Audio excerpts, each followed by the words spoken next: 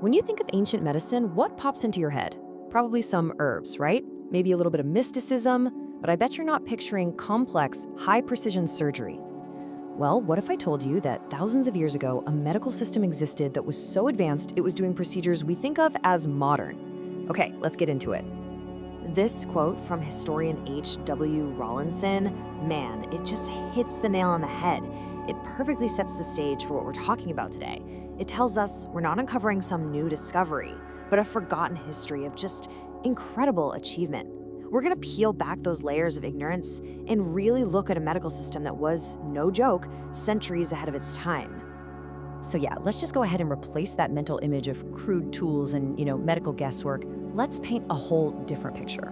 One of meticulous training, a super sophisticated philosophy, and procedures that are, frankly, just astonishing.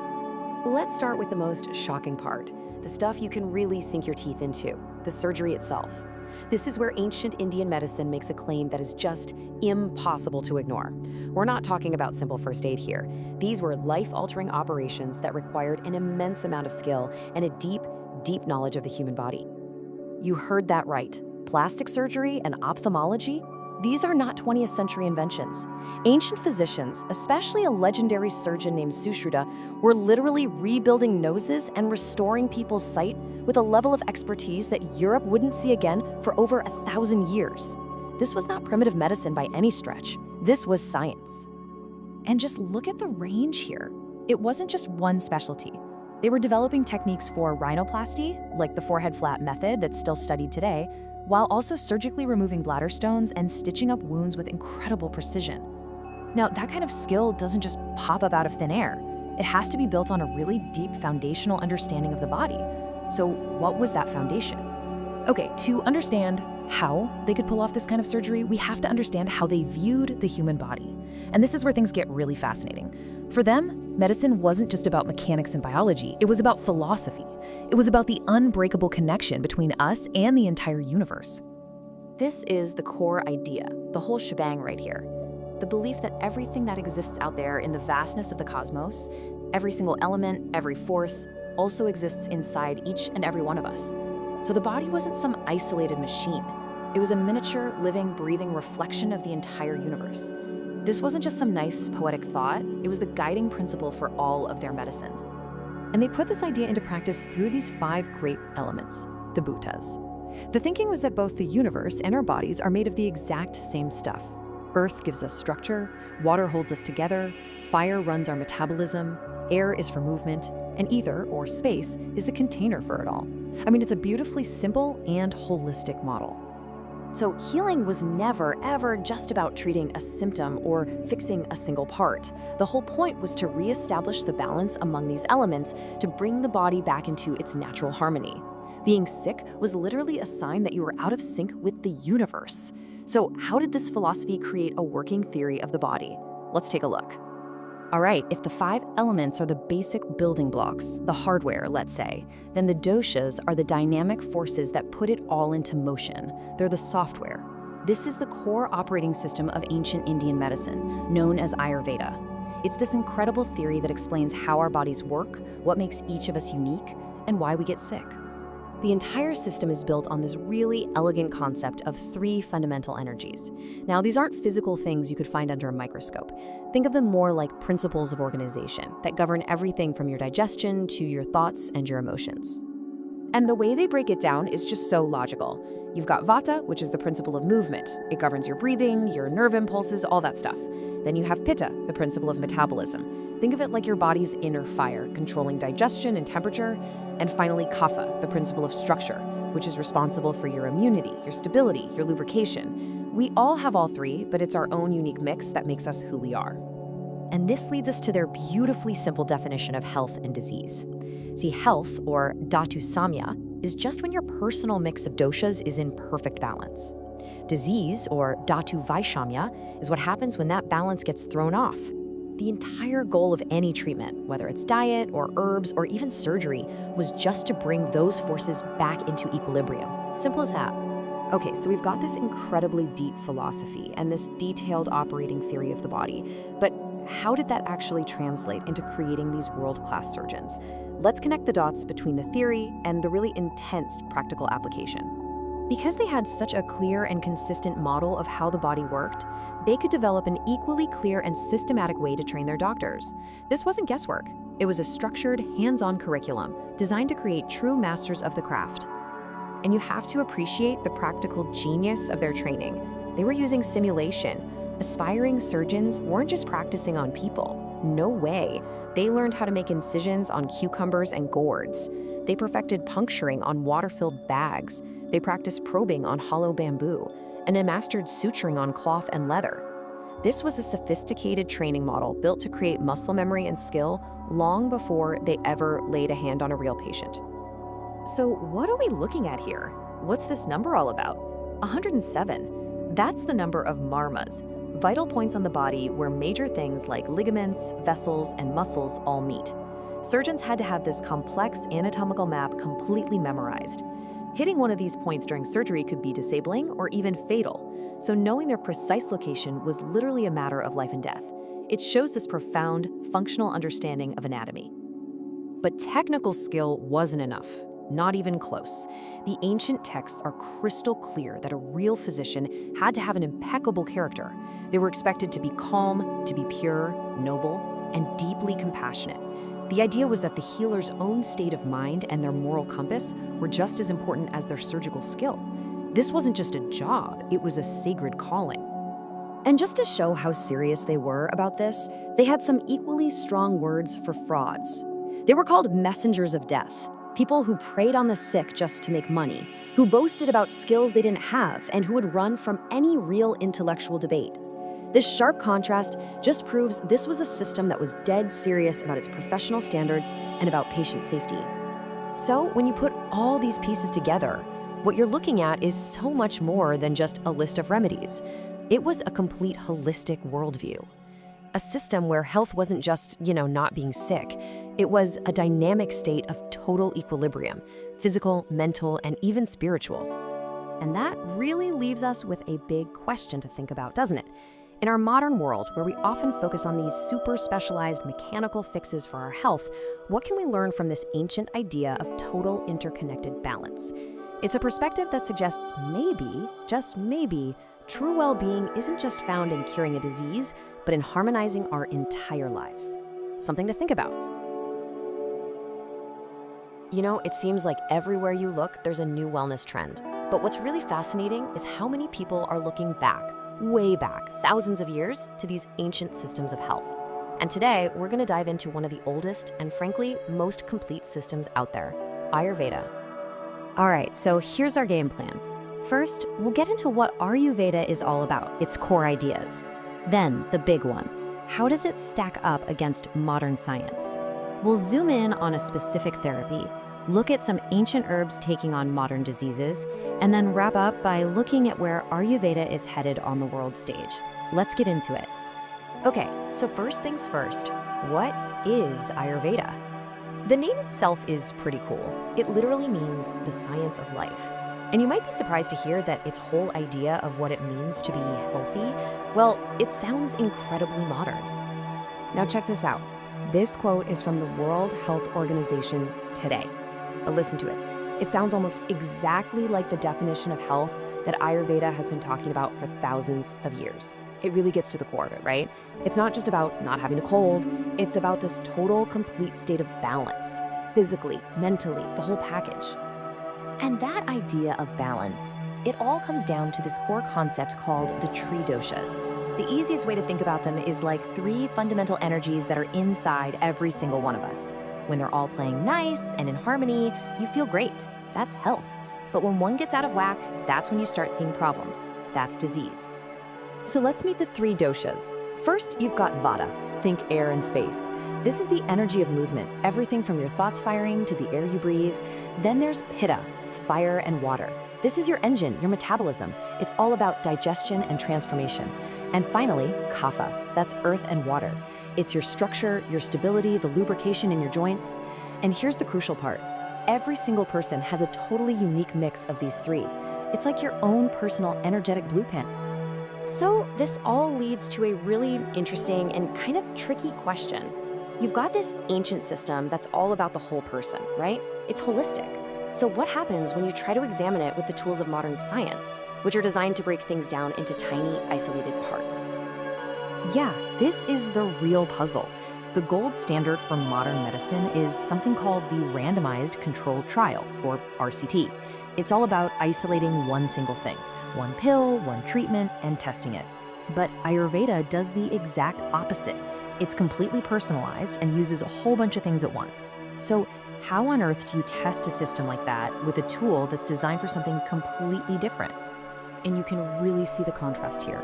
On one side, you've got the Ayurvedic approach. It's holistic, it's customized for you, it's about balancing your unique doshas using multiple therapies, it's based on thousands of years of observation. And on the other side, you have the RCT approach. It's reductionist, it's standardized for everyone, and it's looking for one specific outcome to prove with stats. They're just fundamentally different ways of looking at the human body. Okay, so let's make this more concrete. How are scientists actually trying to bridge this gap? Let's take a look at a real-world example, one of the most well-known Ayurvedic therapies out there, called Panchakarma. So, Panchakarma, the name literally means 5 actions, and it's basically a super deep cleaning system for your body. The whole point is to get rid of deep-seated toxins and get your doshas back in balance. Now, I gotta be clear, this is not your typical day at the spa. These are pretty intense, very specific procedures designed to purify you from the inside out, right down to the cellular level. Okay, so the big question. This thing has been around for centuries, but does it actually work? Is there any modern scientific proof that it can help with the kind of diseases people are dealing with right now? Well, if you look at the research, you'll find a pretty eye-popping number, 70%. Yup, you heard that right, 70%. There was a scientific study that looked at patients with rheumatoid arthritis, which is a really tough chronic autoimmune disease. And a full 70% of them said they felt relief from their symptoms after going through Panchakarma. I mean, that's a pretty powerful piece of evidence suggesting this ancient therapy can make a real difference for a very modern disease. And it's not just about therapies like Panchakarma. This whole question of scientific proof is also being applied to another huge part of Ayurveda. It's herbal medicine. Researchers are getting really interested in how specific herbs might be able to help with some of the biggest chronic diseases we face today. So let's take our first target, type 2 diabetes. In Ayurveda, they call it Madhumeha, and one of the go-to herbs for it is fenugreek. For centuries, practitioners recommended it in the diet to help manage what we now know as blood sugar issues. So, did the old wisdom hold up? Oh yeah! In a randomized trial, putting people on a diet with fenugreek had a massive effect. Just look at this. We're talking a 54% drop in the amount of glucose in their urine over 24 hours. That's not just some vague feeling of being better, that's a hard number from a modern scientific study. Pretty incredible. All right, let's look at another big one, ischemic heart disease. For this, Ayurvedic tradition often turns to the bark of the Arjuna tree. It's been used for a very long time as a kind of tonic to help support the heart and keep circulation going strong. And once again, modern science is starting to catch up. This quote here is from a double-blind, placebo-controlled study, which is, the most rigorous, gold standard kind of trial you can do. And what did they find? They found that compared to just a sugar pill, the Arjuna therapy led to real, significant improvements for patients who were dealing with serious chronic heart failure. That's a huge deal. So all these studies we're looking at, they're not happening in a vacuum. They're actually part of a much bigger trend. We're seeing Ayurveda move from being this ancient knowledge found in old texts to something that's being discussed in the context of modern global policy. And what this means is that it's becoming a serious, organized worldwide effort. You've got things like the creation of a massive digital library to protect all this traditional knowledge. There's a big push for good manufacturing practices, to make sure the herbal medicines are safe and high quality. Plus, it's becoming a big part of health tourism. And there's a lot more collaboration happening between scientists and Ayurvedic experts all over the world. Which really brings us to the final big question. As we see more and more scientific proof for these ancient practices, you have to wonder, what does the future of medicine look like? Can we actually integrate these two incredibly powerful systems? You've got the ancient, holistic wisdom on one hand, and the modern scientific approach on the other. Can they come together to create something totally new for our health? It's a fascinating thought, and honestly, the conversation is really just getting started. All right, let's get right into it. Deep within Ayurveda, the ancient Indian system of medicine, lies a really fascinating puzzle. And based on the work of historian Debiprasad Chattopadhyaya, we're going to unpack this strange contradiction that actually points to a much, much bigger story, a hidden fight between science and ideology. So here's the mystery, and it's almost hard to believe. How can one of the foundational texts of Ayurveda, the Charaka Samhita, tell you to both worship an animal and also prescribe its meat as medicine? I mean, it sounds completely nuts, right? But that is exactly what the text says. And here it is, right from the source itself. On the one hand, the text says you should worship the cow, putting it right up there with gods and holy teachers. But then, on the other hand, the very same book gives you medical advice to eat cow flesh if you need to build up your strength. This isn't some small detail. It's a massive, glaring contradiction. And to understand how it got there, we have to go all the way back to the beginning. So let's start with the original physicians of Ayurveda. These were people who were building a remarkably scientific system of medicine, really from the ground up. You know, the philosophical bedrock of their science was a concept called Svabhavavada, which is basically naturalism. What it means is that things happen because of the laws of nature. Fire is hot and water is wet, not because some god is making it so, but because that's just their inherent nature. For medicine, this was a total game changer. It meant a drug works because of its own chemical properties, not because you said a prayer over it. And this naturalistic view, it extended to how they saw the human body itself. They had this idea called Panchabhuta, the belief that people and the universe are made of the same 5 basic materials. So in their view, we are literally a small-scale version of the entire cosmos. And what that means is, to understand the body, you first have to understand the material world. It was a deeply scientific and, frankly, a materialist way of looking at things. And they had a method, a really systematic one. It all started with pratyaksha, or direct observation, the idea that any real knowledge has to be based on what you can see, hear, and touch.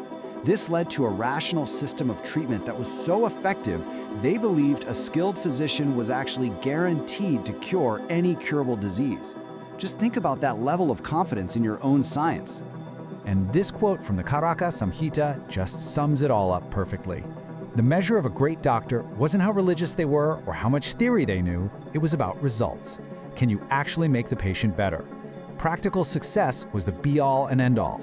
This was a science that was firmly planted in the real world, focused on one thing, helping people who were suffering. But here's the thing, this rational, scientific approach to medicine, it didn't exist in a bubble. It was actually on a collision course with a new and very powerful priestly ideology that saw these physicians as a serious threat.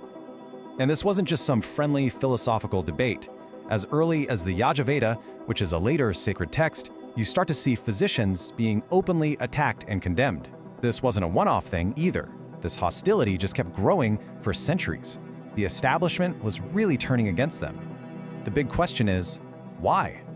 Well, the answer seems to lie in a belief that was becoming more and more powerful, the law of karma. Now, in its strictest form, this doctrine says that all suffering, every illness, every injury, is the direct result of something you did in a past life. From this point of view, your health is totally predetermined. It's already been decided. And this created an impossible conflict. Medical science says a physician can and should step in to change the outcome. But the law of karma basically makes the doctor a bystander, just watching a destiny that's already been written. I mean, if a disease is caused by your karma from a past life, how could a doctor possibly cure it? The two worldviews just cannot coexist. And this threat went way beyond just medicine. The whole worldview of these physicians was a challenge to the entire social order. By questioning karma, they were poking holes in the justification for the caste system. By treating man as a physical body, they were sidelining the importance of the soul. They empowered regular people with real knowledge, which made priestly rituals look kind of unnecessary. Their entire method was a threat to any authority that was based only on faith. So, this brings us to the climax of our story. The pressure from the powerful lawgivers is building, and the physicians have a choice: stick to their guns and risk being wiped out, or compromise to survive. And it's right here that Chattopadhyaya argues we find the solution to our puzzle. The answer is actually pretty simple, but it changes everything. The contradictions that we see in these texts today, like worshiping the cow and eating the cow, they were not part of the original science of Ayurveda at all. They were forced into the texts much, much later. Chattopadhyaya calls this whole process grafting. Essentially, To survive in this increasingly hostile society, the scientific core of Ayurveda had to be covered up with a layer of orthodox religious ideas. Things about gods, souls, karma, and rituals were literally grafted onto these rational medical texts. These additions were, in his amazing phrase, hostages given to the counter-ideology. It was a way to please the authorities and make sure the science itself wasn't completely destroyed. But that survival came at a terrible, terrible price. These grafts, they didn't just sit on the surface, they infected the very logic of the science. According to Chattopadhyaya, these compromises crippled and maimed science, and they eventually led to its internal decay. So yes, the science lived on, but it was in a confused, contradictory, and seriously weakened form. So why does this ancient story about a compromise matter to us today? Well, because its legacy really shines a light on this timeless struggle between the search for knowledge and the pressures of society and power. The long-term impact was just huge. This great compromise left Ayurveda's core texts as this jumbled mix of pure science and pure superstition. It also created this cultural pattern where scientists might act like split personalities, being totally rigorous in the lab, but then embracing the complete opposite in their personal lives. Ultimately, it's an incredible lesson in how social pressure can literally bend and distort the search for truth. When you zoom out, you realize the story of Ayurveda's inner conflict isn't just about ancient India. It's a universal story. Think about Galileo being forced by the church to take back his discoveries, or even modern scientists who face political pressure to change their findings. It's the same age-old battle between the freedom to ask questions and the demands of an established power structure. And that brings us to our final question, our final thought. The ancient physicians of Ayurveda compromised, and their science did survive, at least in some form. But was that a win? Or, by allowing their rational core to be crippled and maimed, was it actually a kind of defeat? It's a tough question, and it's one that every generation of scientists, thinkers, and truth seekers has to face for themselves.